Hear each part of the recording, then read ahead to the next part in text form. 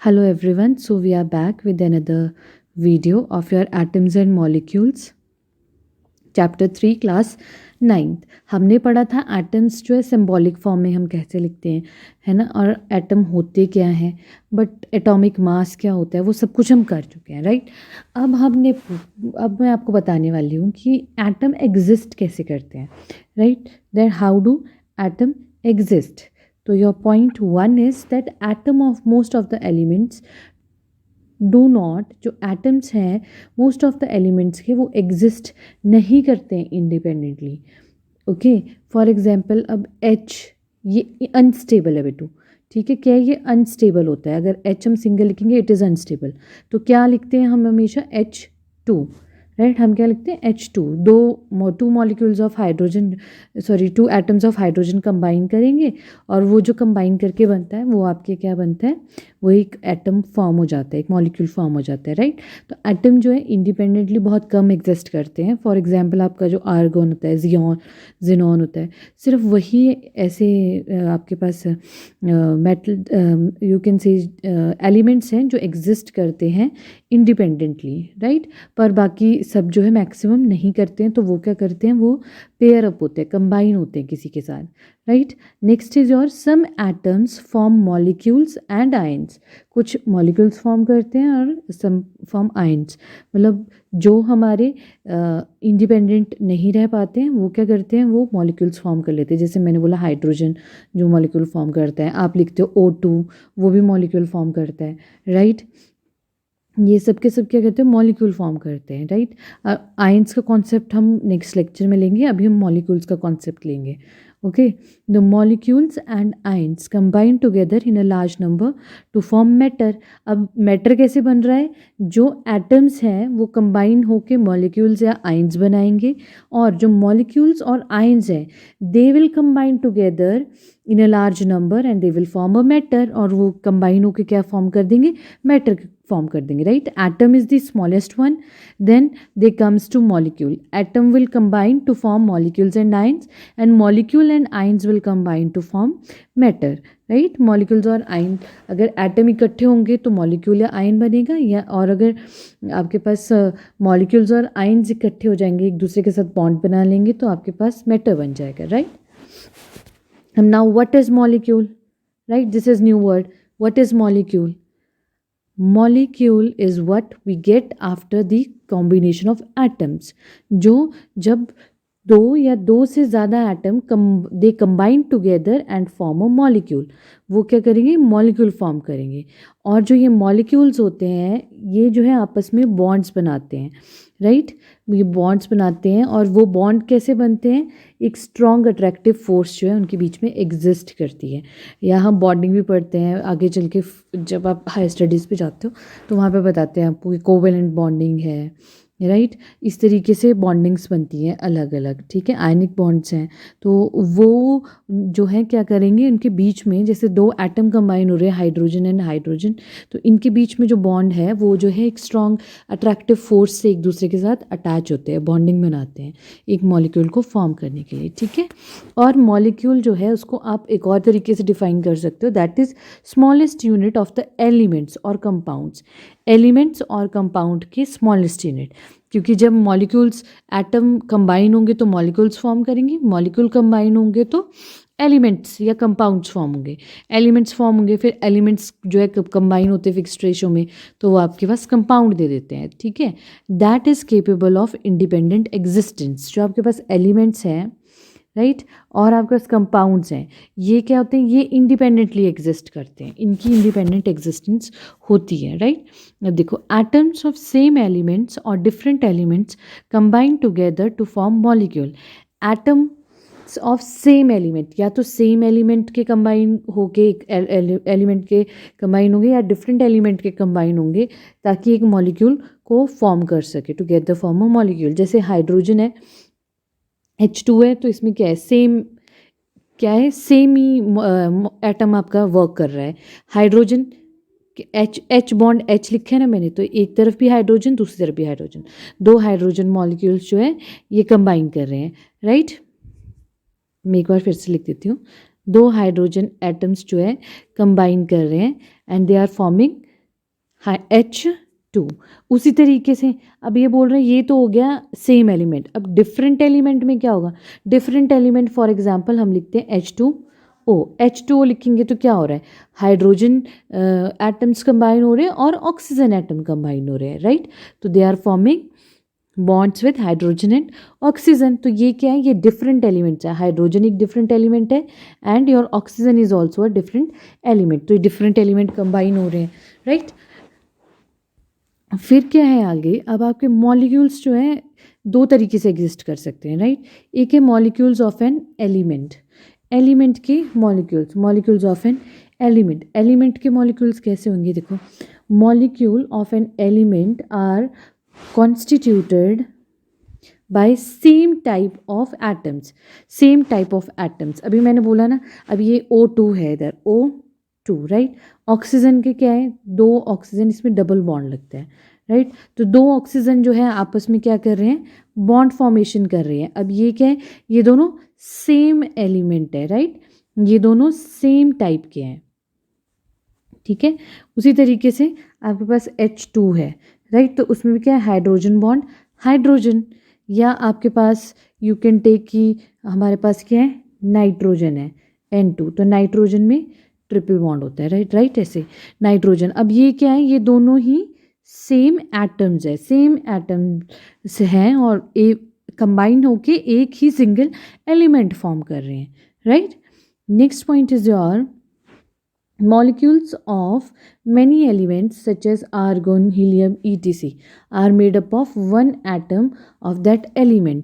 अब ये जो argon है, helium है ना, argon Ar, helium He, ये जो है ये independently exist करते हैं। ये क्या है? ये single atoms है, right? These are single atoms and they exist independently. ये क्या कर रहे हैं? ये इंडिपेंडेंटली एग्जिस्ट करते हैं, ठीक है? इसीलिए लिखा है कि ये जो है आपके पास एग्जिस्ट करेंगे सिंगल एटम की फॉर्म में, right? Single molecules of many elements such as argon and helium etc are made up of one atom of that element. इसमें एक ही एटम लगा हुआ है इस एलिमेंट को बनने के लिए, राइट?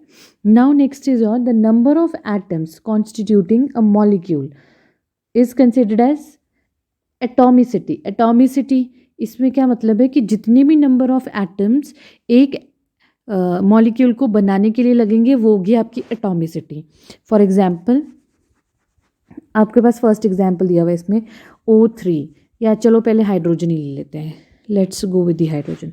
हाइड्रोजन H2 फॉर्मूला है, राइट? इसमें कितने मॉलिक्यूल्स आपके मिल रहे हैं हमें? कितने मॉलिक्यूल से बना है? H2 एटम से बना है, सॉरी, 2 एटम्स कंबाइन हुए तब हाइड्रोजन बना। तो एटॉमिसिटी क्या होगी? हाइड्रोजन की एटॉमिसिटी हो जाएगी 2, राइट? उसी तरीके से O2, O2 कैसे हो जाएगा? O2 की एटॉमिसिटी क्या हो जाएगी? 2। फिर सेम वे में आपके पास अगर हम लिखें O3, O3 की एटॉमिसिटी क्या हो जाएगी? 3। क्यों? क्योंकि ये जो है 3 ऑक्सीजन जो है आपस में बॉन्ड बना रहे हैं। इसमें क्या था? अब मैं इतनी बार ड्रॉ कर चुकी हूँ इसको कि 2 हाइड्रोजन एटम बना रहे हैं बॉन्ड, इसमें 2 ऑक्सीजन एटम बना रहे हैं बॉन्ड, अब इसमें 3 आपके पास ऑक्सीजन एटम अगेन बॉन्ड बना रहे हैं, राइट? ऐसे O एंड O, ठीक है? ये इधर बॉन्ड फॉर्म हो रहा है, इसीलिए इसकी एटॉमिसिटी हो जाएगी 3। एटॉमिसिटी मतलब द नंबर ऑफ एटम्स जो उसको पार्टिसिपेट कर रहे हैं एक मॉलिक्यूल को कॉन्स्टिट्यूट करने के लिए, राइट? तो उसको हम क्या बोलेंगे? एटॉमिसिटी बोलेंगे, ओके? अब इसमें एक और आपके पास हम टर्म यूज़ कर सकते हैं, gram atomic mass, right? Gram atomic mass क्या होता है आपके पास? Gram atomic mass, gram atomic mass का मतलब है ग्राम, GRAM, ग्राम एटॉमिक मास। ये AM लिखा है शॉर्ट में मैंने, ग्राम एटॉमिक मास। अब हाइड्रोजन का आपके पास एटॉमिक मास हमने पढ़ा था ना, हाइड्रोजन का एटॉमिक मास कितना होता है?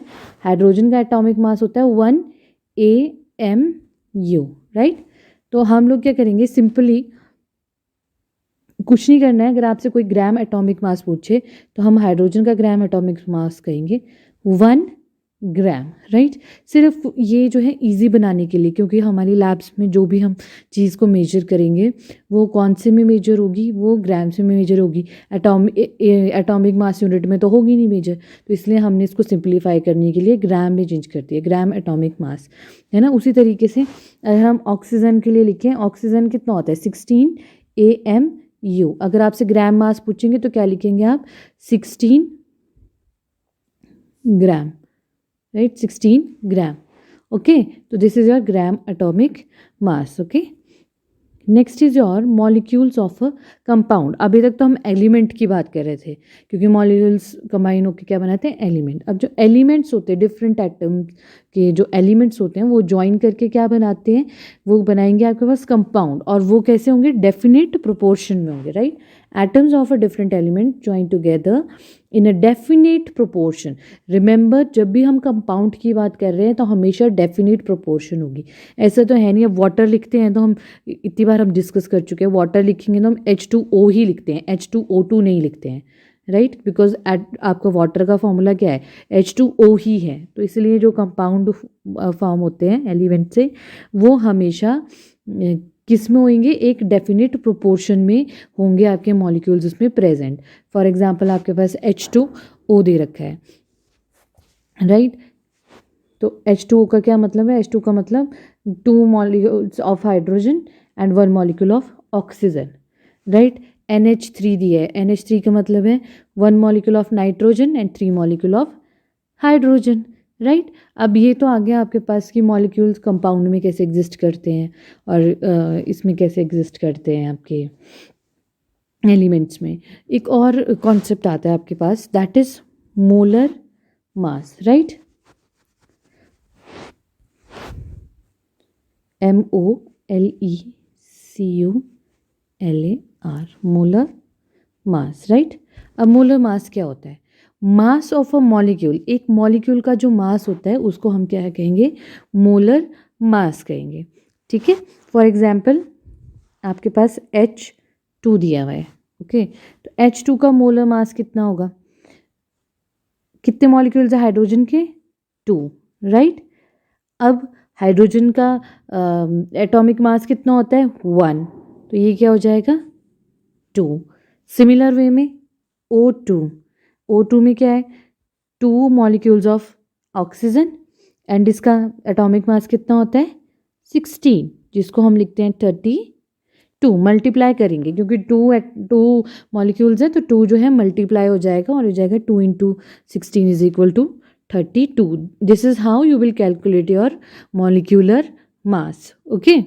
अब अगर हम बोलें कि ग्राम मॉलिक्यूलर मास क्या होता है, राइट, क्या ग्राम मॉलिक्यूलर मास, वैसे मैंने लिखा ही था, फालतू रब कर दिया।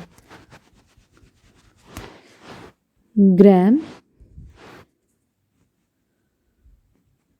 मॉलिक्यूलर मास, mm लिख दिया मैंने, okay. Gram molecular mass. Again आपके पास H2 था, H2 हमने कैसे लिखा था, 2 × 1 इज इक्वल टू 2। सिर्फ कुछ नहीं करना है, हमने 2 ग्राम्स लिखना है इसको, राइट। सिमिलर वे में O2 के लिए भी 2 × 16 is equal to 32 grams, right. Nitrogen का भी लिख सकते हो आप, है ना।